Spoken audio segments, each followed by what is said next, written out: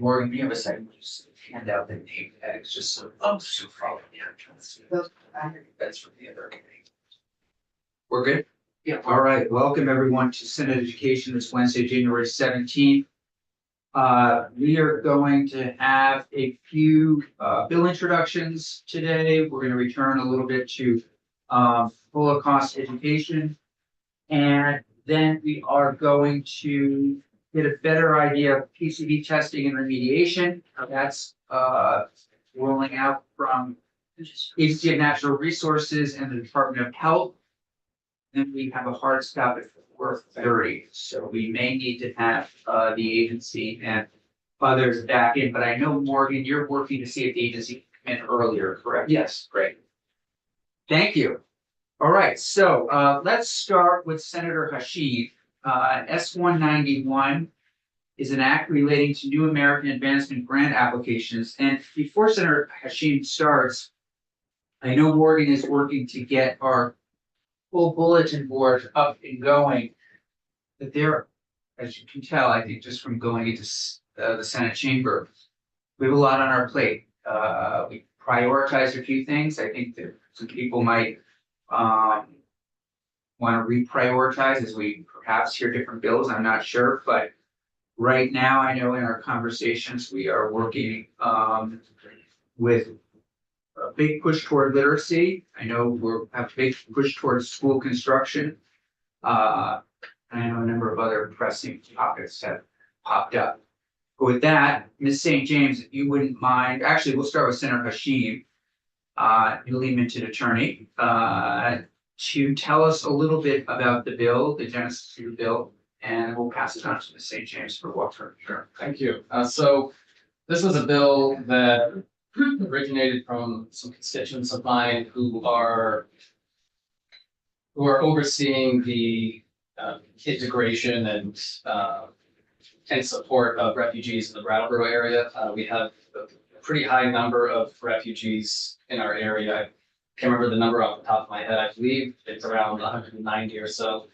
And the request, I don't want to jinx it, it's a pretty small request in my opinion. And it has to, yeah, I know. So, but it has to do with the advancement grants that are offered by VSAC. And the advancement grants are used to help participants enroll in a program that will improve their ability to get a job or encourage further study. And right now there's a year-long residency requirement to apply for the grant. And that's pretty, it's a bit of a hurdle for refugees who just moved here to overcome that. And in the conversations I've had with refugees in my area, they're all very eager to work, and a lot of the businesses that I've spoken with really appreciate the jobs that they're fulfilling. And I think that changing around this requirement or eliminating the year-long residency requirement for new Americans is a great way to help them get into the job market and also fulfill positions that are sorely needed.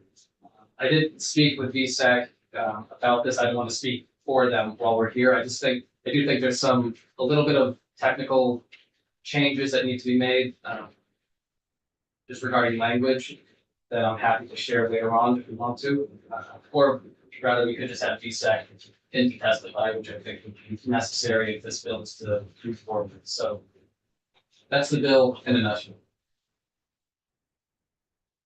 Any questions for Senator Hashid?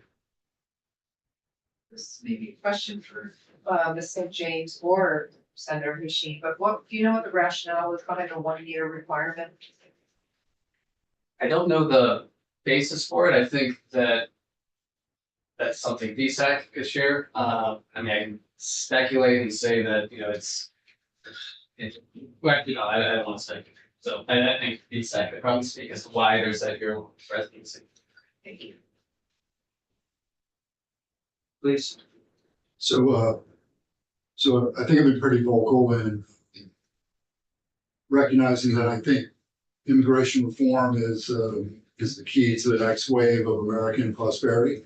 Okay, in a nutshell, and we've got to fix that. But my curiosity here is very specific, and that's the criteria for designation as a refugee, asylum seeker, humanitarian, et cetera. Yes. What's that based on? Like, are you So- going back to federal law? Are you, I mean, how do you, how's that criteria created? So that's actually part of the language that VSAC has suggested changing, and so again, I don't want to testify for them, but there is some language that could, that we could incorporate that would change, where it starts on line 7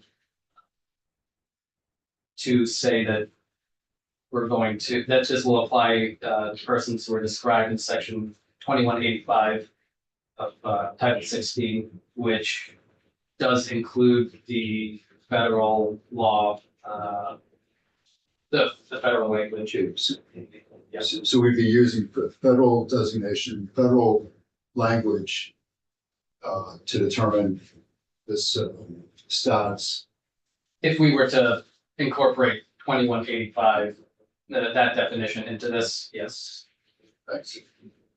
And then you only have a just recommendation, page 2, line 8, shall not be ineligible. Seems like it's a double negative. Not that I'm an English major, but why not just say they're eligible? Double negatives are always confusing for everyone. Fine with that. Would you remind me then, what do the grants go towards? They go towards job training. Okay.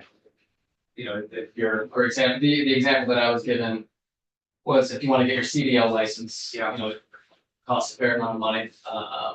And getting one of these grants helps to pay for that. And based on, on their website, there's a number of factors that go into determining how much money is provided in these grants. So that is also, if you want to take a deeper dive into that, I'm sure Scott or VSAC could shed more light as to what factors go into it. But on the website, it was financial situation, the program that they're applying to, and there were one or two others that I don't remember off the top of my head. Yes. I think it's a great bill, by the way. Thank you very much. Is there any requirement after the grant is used by the person who asks for it, for them to stay in the state for a certain amount of time? No, that's right. Good question. Yeah. Can you just elaborate on what a grant is as opposed to like a loan? Is it a payback requirement? For a grant, there's no payback. It's, a shorter term check essentially to say, all right, you want to go get your CDL or you want to go trying to become a plumber. Here's some money to get that ball rolling. So in development of the bill, were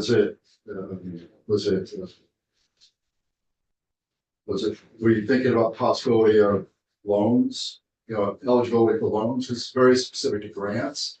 I'm wondering why grants is the focus as opposed to VSAC support in general. If in fact VSAC has a 1-year eligibility for all applicants. Yeah, the basis really comes from my constituents who were sharing with me the experience that refugees are having regarding applying for grants and trying to fill in these positions. There wasn't, this was in the summer, but the main focus was on the advancement grants and the barrier that the residency requirement creates for refugees who've only been here a few months.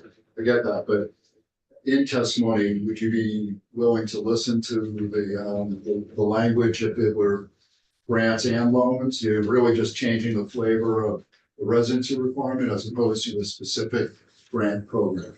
Would that be something you'd be? Yeah, I mean, but yeah, Okay, just curious. Thanks. So if it's tied to the federal definition, I just want to hear that. You're going to get into that. I am going to answer almost every question Okay, you cool. all have asked. Okay. Wow. I think that's a great segue. Yeah, Yeah. Yeah, nothing. that's my, that was my question. Not a policy question. All right, Paul. Shall I? Please. Beth St. James, Office of Legislative Counsel. So what I think we should do, having listened to your conversation, is I'll do a brief walkthrough. The sponsor basically walks through it himself, but I'll do a brief walkthrough. And then I've made a little list of some of the questions you all have asked, and we can touch on those and then we can go from there. How did that sound? So this S 191 is entitled An Act Relating to New American Advancement Grant Applicants. We are in Title 16, so we're in the Green Books. And this bill proposes to make an amendment to one statute in Green Books. It's a statute that is in chapter 87, I believe it is 87, which is basically the VSAC chapter. And within that chapter, there are several different programs that the legislature has authorized VSAC to carry out. One of those is section 2846, which is the advancement grant. And just as a little bit of a refresher, anything that's not underlined or struck through is current law. If language is struck through, it's a proposal to remove that current law. And if the language is underlined, the bill is proposing to add that language to the Green Book.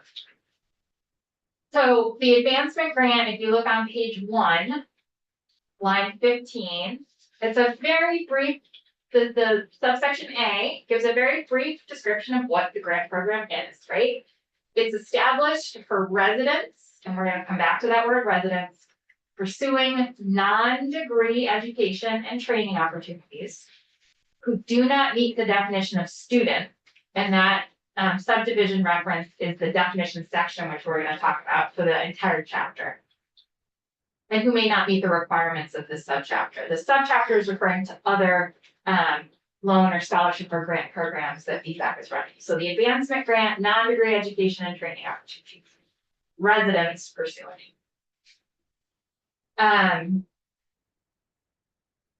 On page 2, I'm just going to draw your attention again. This is current law. So the corporation, as a reference to VSAC, may adopt rules or establish policies, procedures, standards, and forms for advancement grants, including the requirements for applying for and using the grants, and the eligibility requirements for the institutions where the grants may be used. I think that is important language for one of the questions that came up here. And so the first proposal in this bill is to add at the very end of subsection C on lines 4 and 5 on page 2, telling the corporation that their rules have to be consistent with what we're going to walk through next, which is the meat of the bill, this new kind of carve out for a certain segment of our state. So subsections D on page 2, line 6 says notwithstanding subsection A. And subsection A talks about what are some of the requirements for the program, right? You got to be a resident. So notwithstanding subsection A of this section, applicants who are refugees, asylees, asylum seekers, humanitarian parolees, or special immigrant visa holders shall not be ineligible for the advancement grant solely on account of the applicant's residency status under subdivision 2822 subsection 7 of this title. Again, that's a definition section that we'll look at. The corporation shall establish policies, procedures, standards, or forms regarding required documentation for eligibility under this subsection. So the first piece I want to touch on is residency. So residency is defined, a resident is defined in section 2822 for use in the VSAC chapter. Resident is defined with respect to a student who has been domiciled in Vermont for the year preceding the date of commencement of the relevant semester or academic program. So there's the year requirement. And then it goes on to say a residence established in Vermont for the purpose of attending an educational institution shall not of itself be sufficient to establish domicile in Vermont. Then it goes on to talk about what happens if you lose your domicile in Vermont. So this is a statute, right? This is the law that you all have put in place, but it has a lot of consequence over the programs that VSAC runs, because if the program is specific to residency, with respect to a student, that 1 year residency requirement applies. So S191 is saying if you are, and we're gonna talk about these terms, refugees, asylees, asylum seekers, humanitarian parolees, or special immigrant visa holder, you are not ineligible, and I hear you, Senator Weeks, on the double negative, but here's why I think it's necessary here. It's not saying that those folks are eligible for an advancement grant. It's saying that they're not ineligible if the only reason they would be ineligible is because of their residency status. So there may still be, what we just walked through in subsection C, some eligibility requirements that the corporation has come up with that they still have to comply with. But they can't be ineligible based solely on the applicant's residency. So that, Yeah, but I hear I you. was rereading it. I hear you. I hear you. I don't like it either. Senator, So by containing this language here, we don't have to go in and make a change to chapter 87 subsection 1. So this is a change to actually to chapter 87. It's just this one statute in chapter 87 for the advancement grant. Just something. Yes. So this is not changing the definitions that apply to the rest of the programs in chapter 87. It's just for this advancement grant program and for this population. And let's pivot to what that population is. That's what I meant, yes. Okay, perfect. Thank you. So, oh, Just, Yeah. can you define carve out for me? oh, I've heard that used in a couple different contexts. that is, I would say, a term of art on its best day and just a colloquial term on its first day. An exception. An exception to the rule.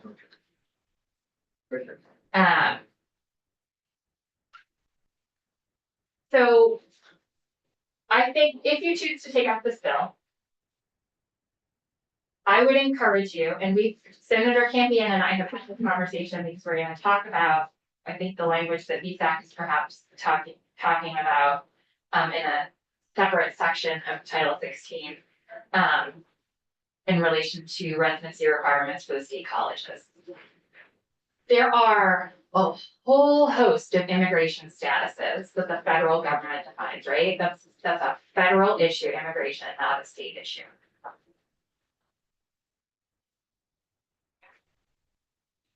For some, there is, so for example, and I'll point you to this, there is a definition for refugee, right? But asylees and asylum seekers, humanitarian parolees, special immigrant visa holders, there might be actually kind of subsections within those kind of broader categories.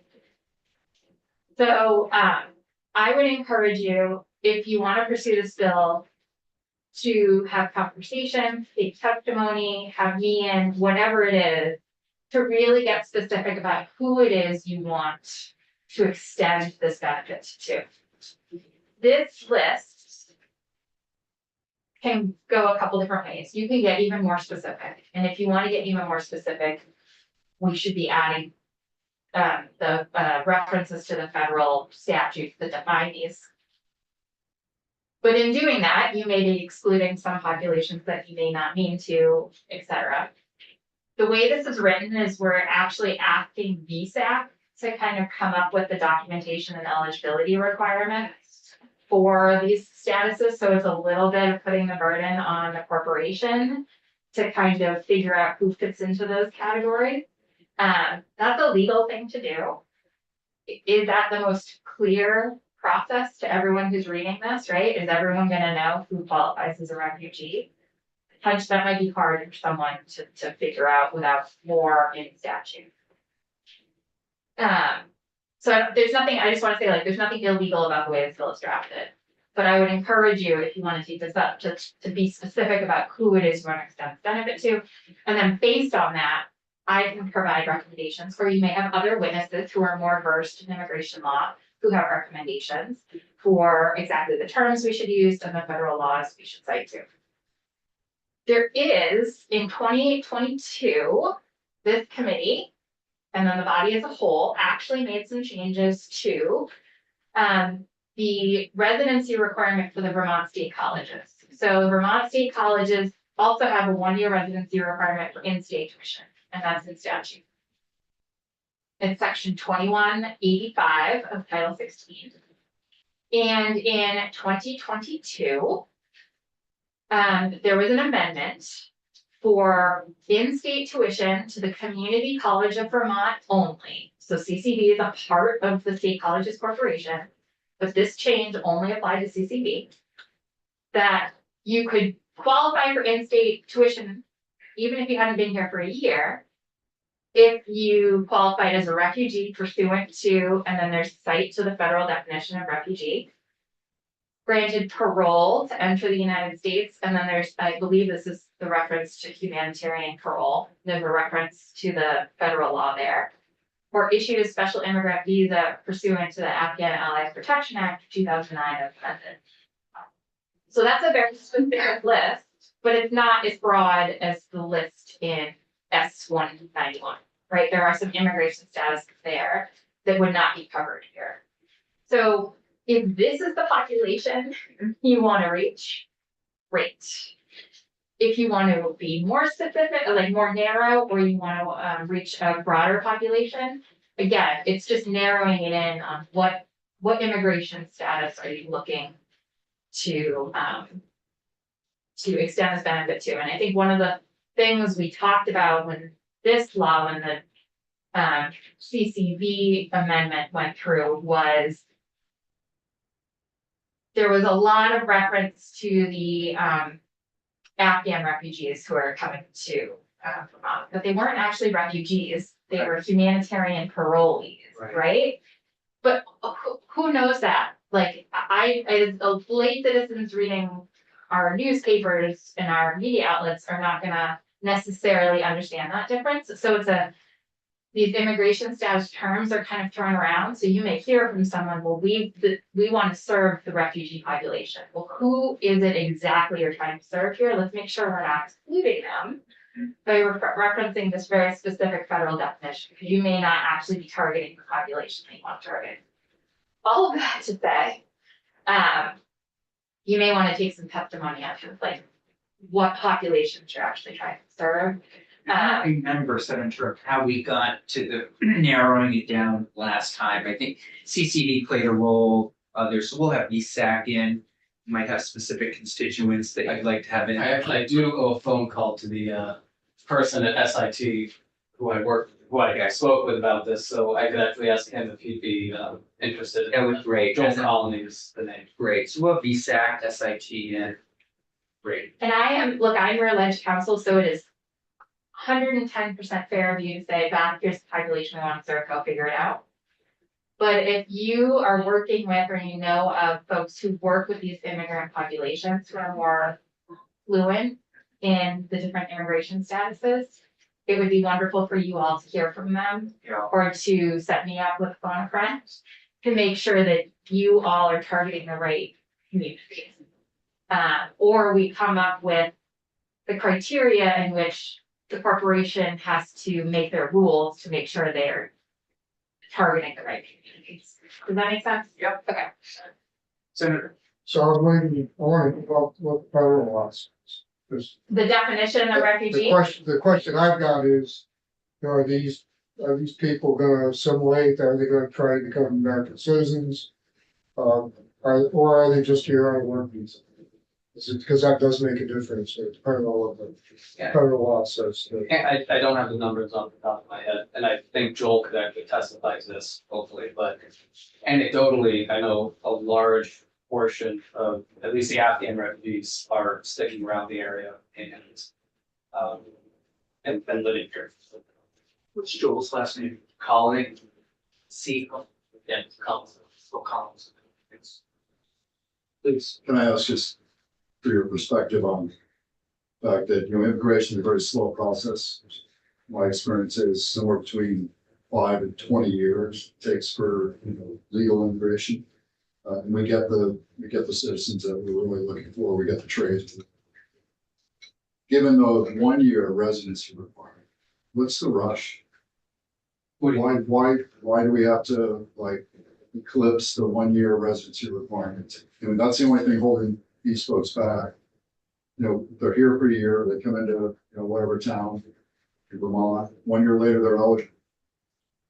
What's the It rush? doesn't change the immigration process, rather, you know, No, it changes the eligibility. Right. the I mean, yeah, I don't think it would really make sense for, they move here, they want to live here and work here, and then for 1 year, they don't have the means to pursue the training to fulfill some of these jobs that are much needed, I don't think it's, instead of twiddling their thumbs waiting for 6 or 8 months to get to that year threshold. Nothing prevents them from gaining other employment until they can start their academic career. I'm just curious what the rush is. What, Yeah, 1 year is good thing. not. It's, tremendous amount of time to Yeah. ask. That if they're serious, they give you the commitment to work, to stay in the state 1 year in advance as opposed to 1 year after. They're in the state. And then they would become eligible. I'm just curious why gotta be like, now, as opposed to, okay, here's the process. Understood, 1 year later, they're eligible because they have residency. Just curious why that has. Because I think we have a desperate need for a lot of the different professions that they're trying to fill and that other folks aren't filling. So, I think shortening the timeline so that these jobs can be filled or rather they can start the training to get there. I think just makes sense in general. Then just another question. Yeah, please. Does the special immigrant visa holder status, is that a real term? in Yes. federal law? Okay. It is a real term. It may have different subsections under it, but yes, that is a real term, special immigrant visa holder. Because the other day, we were all in here, I believe, a group came in Thursday or Friday during a break. There were like 15, 20 folks came in. This was the topic. VSAC eligibility. But the interest group was very different than what's being outlined here. I'm kind of wondering, because they don't fit into any of these categories. Because if they're not here under a visa, they're under. It's actually built in the house. I wasn't here for that. I Oh, okay. showed up That's fair. right as they were heading out, but yeah, that's a separate bill, Okay, separate that's fair. conversation. That's fair. I just wondered if the special immigrant visa holder thing was maybe kind of going down that path. Whether it was intentional or unintentional. Just quickly. Thank you. I will email you all. I know you have another testimony too. Why don't I email you all the federal definition of refugee? Does that work? Because it's a big chunk of a paragraph. It talks about how you qualify for that status. It does not talk about what you have to do to maintain that status. So, I have my own personal appreciation for the Afghan people, but I want to be inclusive. So if we make it a rule for one, make a law for one, then it should be for. Yeah, I mean, there's Somali immigrants or Yeah, refugees, there's a lot, so. But the Afghan refugee group, that was the genesis for this, Yep. so, but I appreciate what you're saying. So we'll keep this in play here next week from SIT and VSAC. We'll get a better understanding of, definitions. And then just to review before we move on, do you mind sticking around for one more second? Sure, in the seat or In you that want me- seat, yeah. please. So this, I'm adding to, just for those who are paying attention in terms of things that are in play, library bill is 220, 216, still the state colleges, work that, Senators Weeks, Williams and Collmore put in. Senator Starr's bill on, Dolly Parton expansion bill. What do you call it? Imagination Library, thank you. And then Spinner Hewlett's, there's a bill on the state board and, literacy, so. Okay, Two of those are not my bills. yeah. The one I wanted to ask you about, and the committee's gonna have to figure out whether or not it wants to move forward on this or not sooner rather than later. And that is Holocaust education. Okay. Here's a question I have for you, and I'm sure it's a repeat question, I'm sure I've asked in the past, is if the legislature were not to act on this issue, Mhm. but there was momentum, in the state or others. How would the standards be changed so that Holocaust education is indeed part of the state standards? Well, I would say that to answer your question in an indirect way, I would say you still have the work of the Act One working group that is Right. coming to you. And I don't, We know that that, is yeah, much larger than Holocaust education. right, And I am not a part of that group, nor have I actually seen, I think there's been a little bit of testimony in the House and I have been unable to catch it this so far. So I don't even know what their recommendations are and if it includes the Holocaust education. But that work is coming to you, right? yeah, The State Board of Education. Yeah. Is required to. Let me put it broadly. The legislature does not. Title 16 does not mandate every course to be taught right. throughout Vermont schools, right? There's the minimum courses of study, Mhm. which are.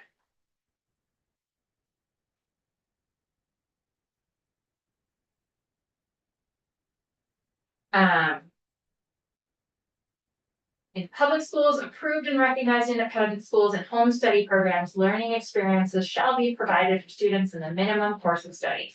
And the minimum course of study is basic communication skills, including reading, writing, and the use of numbers. Citizenship, history, and government in Vermont and the United States. Physical education and comprehensive health education, including the effects of tobacco, alcoholic drinks, and drugs on the human system and on society. English, American, and other literature, the natural sciences, and the fine arts. There's lots of things that fit in there, right? Right. Then, that's the bare minimum. Then the State Board of Education is required to. Bear with me. Implement and continually update standards for student performance in appropriate content areas and at appropriate intervals in the continuum from kindergarten to grade 12, and methods of assessment to determine attainment of the standards for student performance. And then it talks about the standards being rigorous and designed to challenge students and prepare them to contribute to a democratic process and to compete in the global marketplace.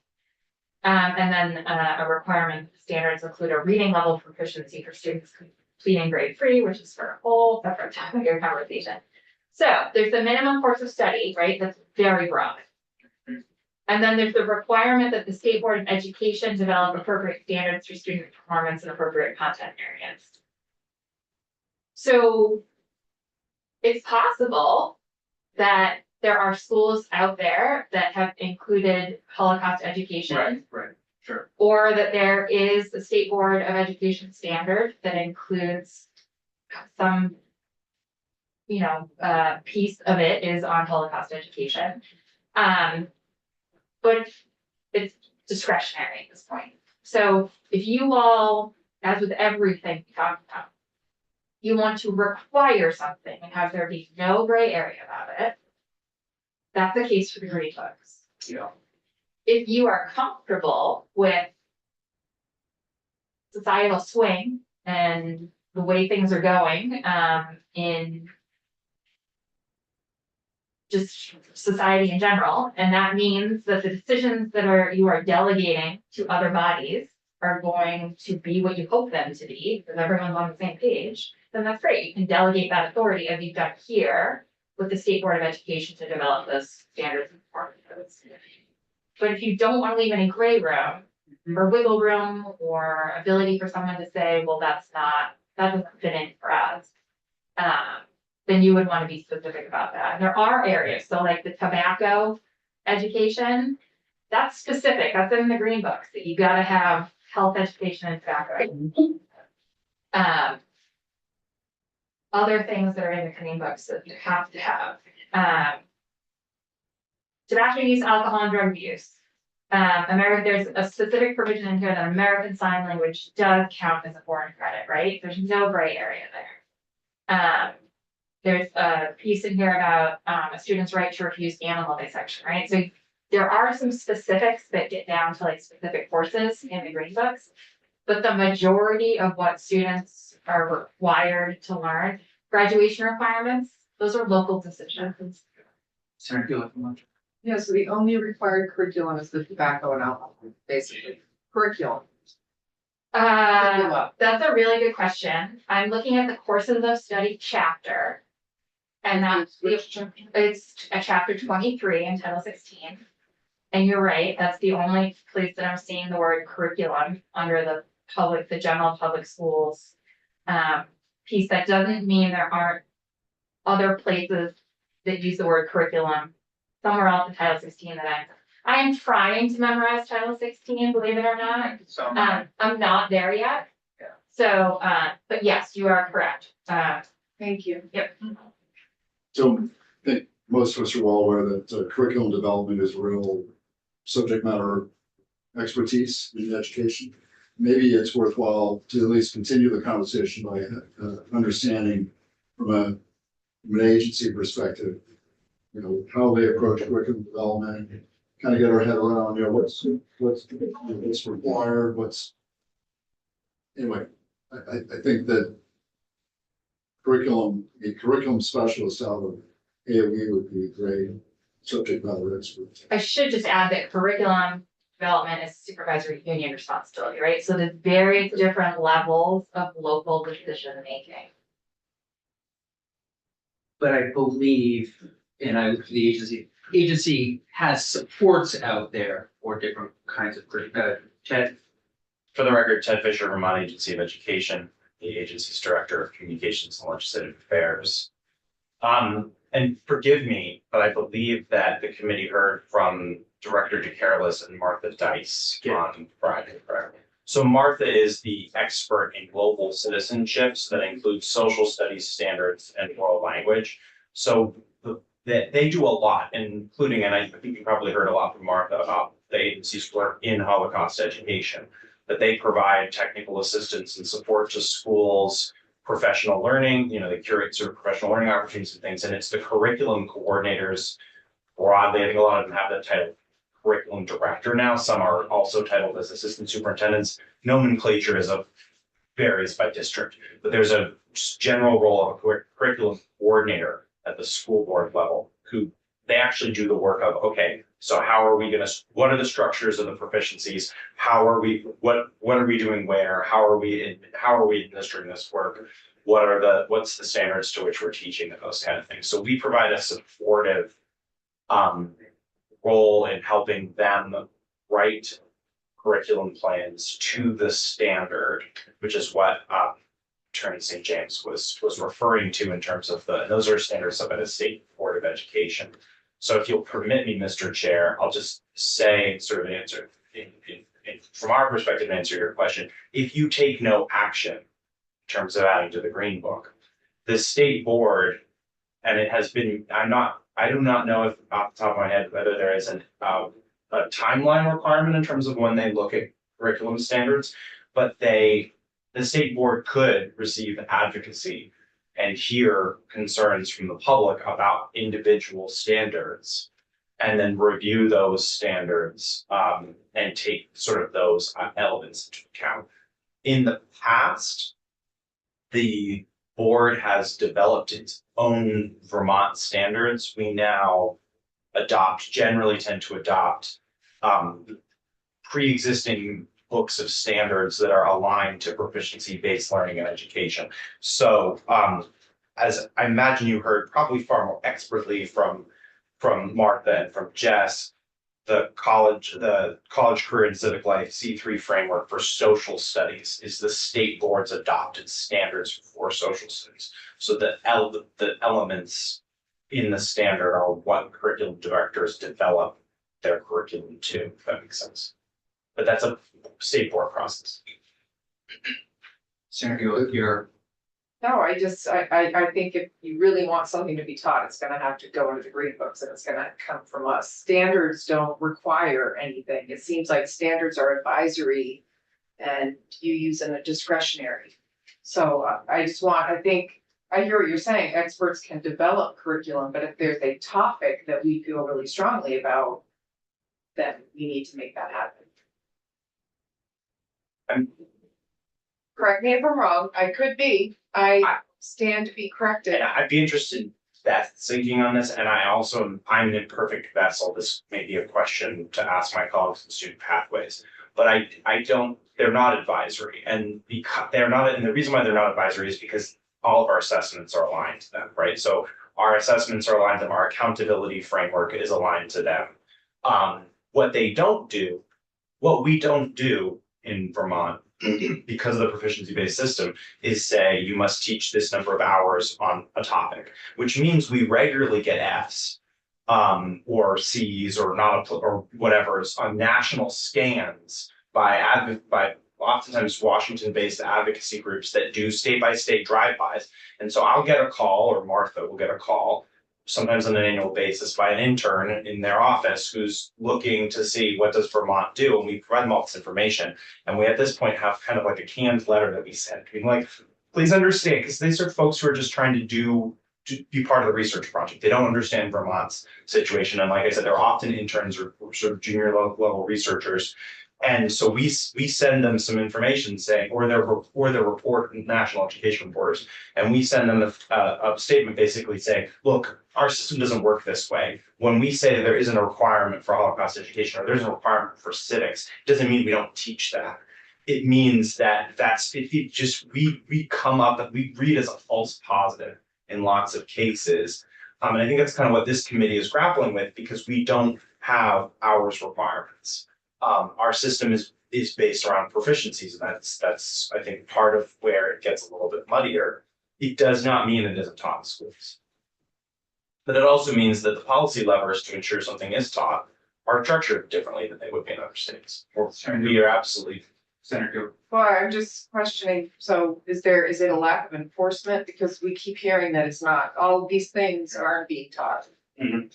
And so I think under the guise of local control, what happens is that a whole bunch of stuff doesn't get taught and there is no enforcement. So minus a statewide curriculum, mandated curriculum, it just seems like that there are a lot of holes. And I think that's what we're grappling with, as you say, we're grappling with that right now. And to follow up on Senator Kulik's point, yesterday we heard that roughly 65% of the schools in a survey are teaching this. That's a lot that aren't teaching. Right. I see the tension, and I would like to maybe half punt in certain terms of saying, like, it might be worth us circling back and getting a better answer than what I can provide. But the way our system is set up is that we measure students' proficiencies and I'm sorry that I know I'm repeating something that you know, but our system is set up to measure students' abilities and proficiencies in certain skills, to impart skills. But the committee is really interested in a topic that is being taught. And in the past, in the traditional sense of education, we taught topics. We didn't measure skills. But we know in our modern environment, skills are critical when it comes to graduation. And so I think that's the tension you're struggling with, which is we have a system that's designed to measure proficiencies and understand learning.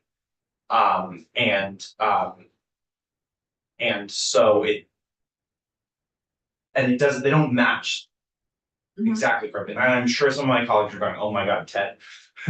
So I want us to, like, we can come back with a more formal response, but I think that's some of the inherent tension that you're experiencing, which is We like, probably take a straw poll by Friday, so that you work with Marty to try to find out if more information. So it sounds like, though, to Ted's point, that maybe 98% of Vermont curriculum is directed towards skills development. But with Beth's comment that a couple of topics are mandated, so they're more topical. So it's a little bit of a hybrid, but it's definitely leaning in the direction. I'll just share my personal opinion, which is that I find it difficult. If you're learning about social studies, I'm in to Chair Campion's point about the survey. It would be difficult for me if I were teaching and I'm not a trained educator, or if I was sitting in the classroom to experience a rich social studies curriculum that meets all those proficiencies, that doesn't include the Holocaust and discussion of genocide and violence on an even more general basis. Like, that is an important part of social studies and an important part of global citizenship. And yet, just maybe narrowing my response slightly, because Senator Gulick was asking about, like, what are our conditions for success or failure? Well, our conditions for accountability and success or failures is, are our students proficient are our students meeting the proficiencies that are required under the standard? And it's a different, I'm just acknowledging that it's a different question than the question the committee's asking. Okay. Yes, right now, hopefully, Ms. Goss here? Yes. Yeah, okay, go ahead. Yeah, I got that. It's just two different documents over there. Okay. Okay, welcome, Ms. Goss. How are you? I'm well. How are you? You. Welcome to Senate Education.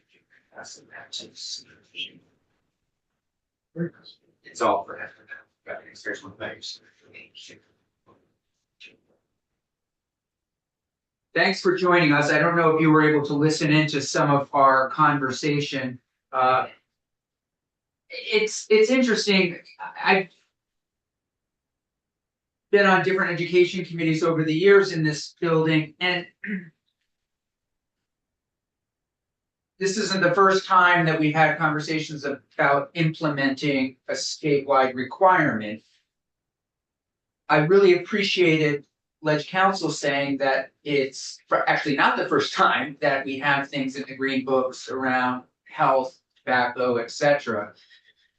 But I know people over the years have talked about civic education, have talked about requiring high school seniors to fill out a college application, all sorts of things, and they have not been able to get over the finish line.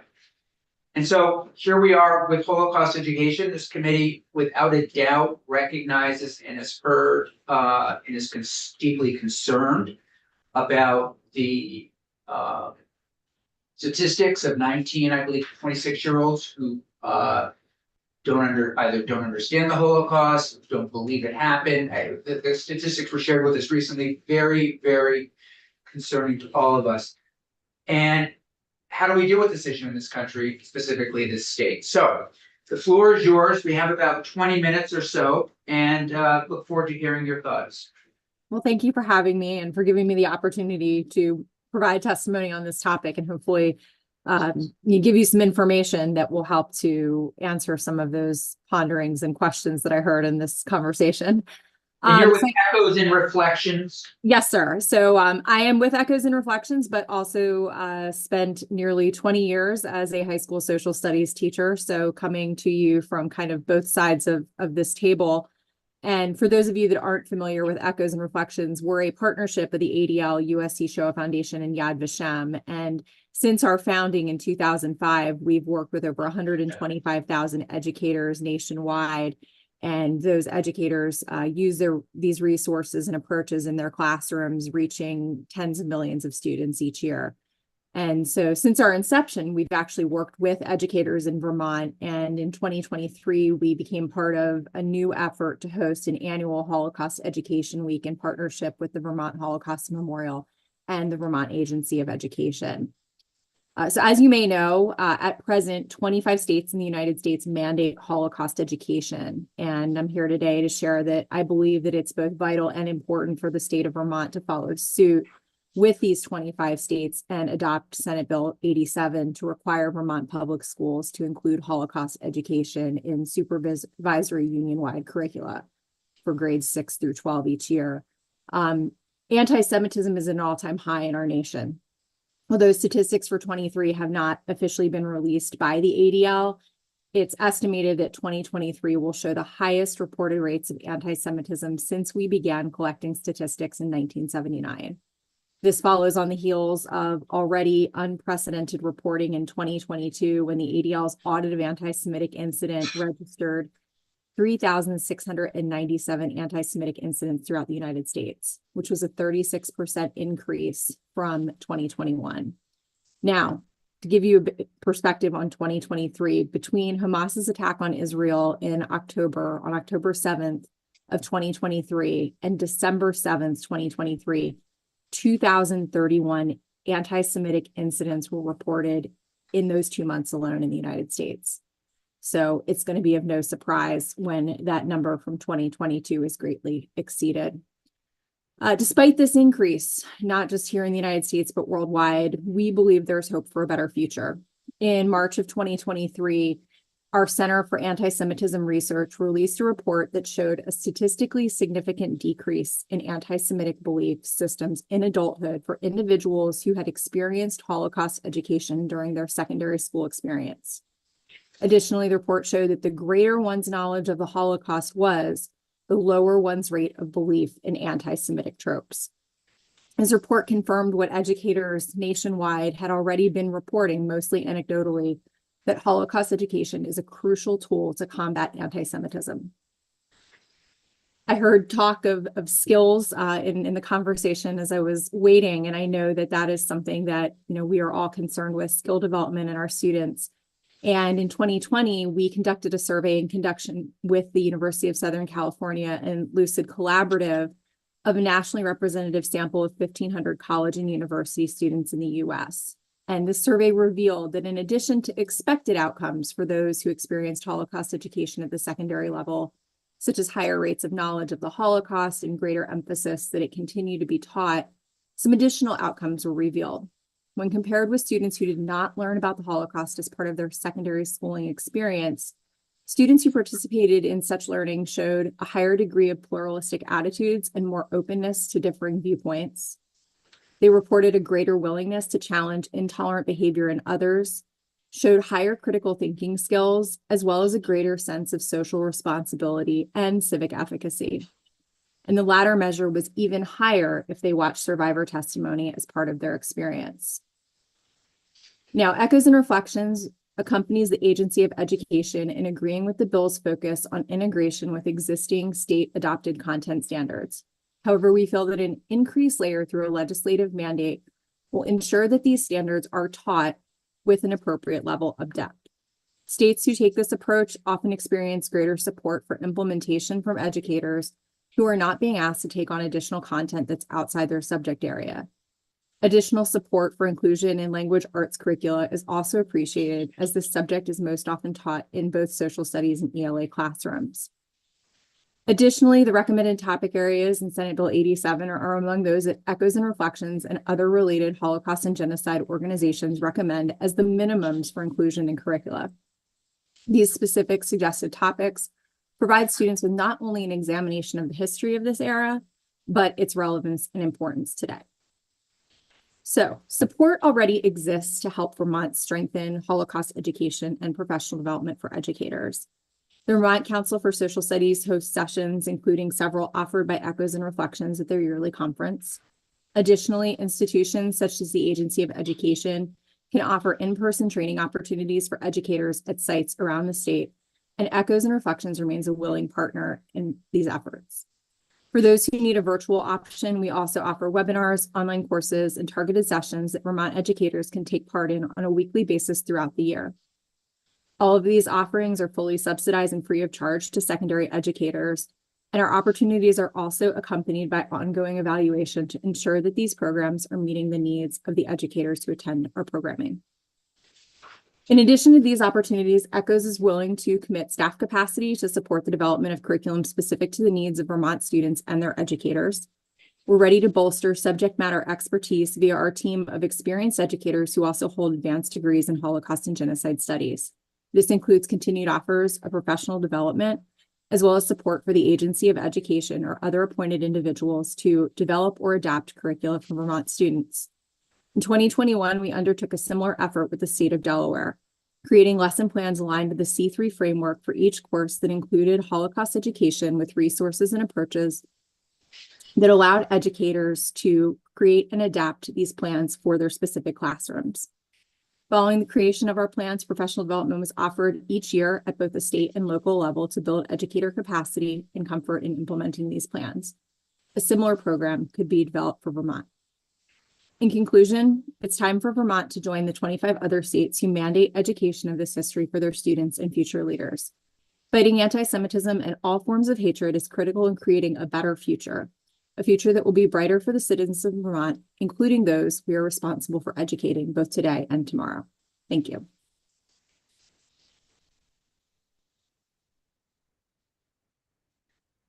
Questions? Yes, please. Thank you for your testimony, Ms. Goss. It's very interesting, and I look forward to digging into your the literature you provided. Thank you. I'm just wondering, the 25 states that require Holocaust education, do you know if those are all states that have a statewide curriculum, or how that mandate gets plugged in? Do you have any sense of that?